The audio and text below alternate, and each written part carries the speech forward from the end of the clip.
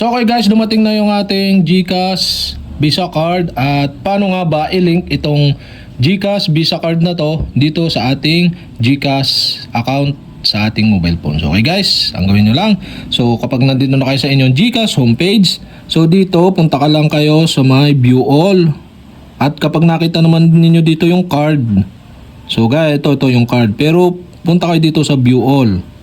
Yan. Once na nandito na kayo sa view all, scroll down nyo lang at punta kayo sa manage section at makikita ninyo dito yung card. Yan, tap nyo lang yung card.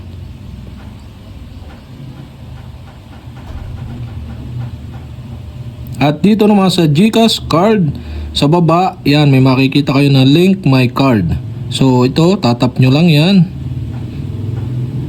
At may papasok na authentication code or PIN sa number ng iyong GCash account.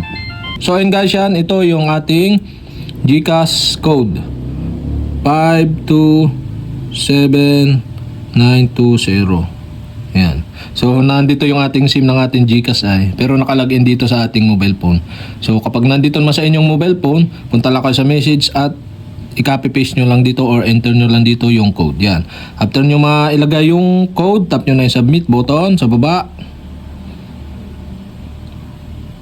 At yan, kailangan dito na enter your card information. So dito ilalagay nyo yung last 4 digit ng inyong GCash card. So makikita siya sa likod nitong GCash card, yung last 4 digit ng card.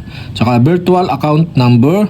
So ito ay makikita rin sa likod ng inyong GCash card.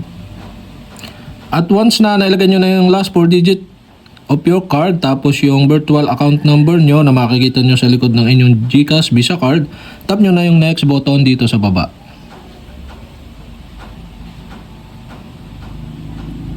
So okay guys, successful na nating na-link.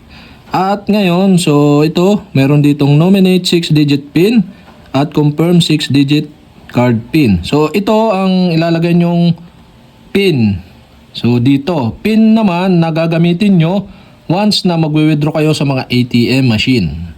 So ito yung ilalagay nyo na PIN, or ito yung gagamitin nyo na PIN pag in-insert nyo ito sa ATM machine. So kailangan huwag nyo na itong lilimutan.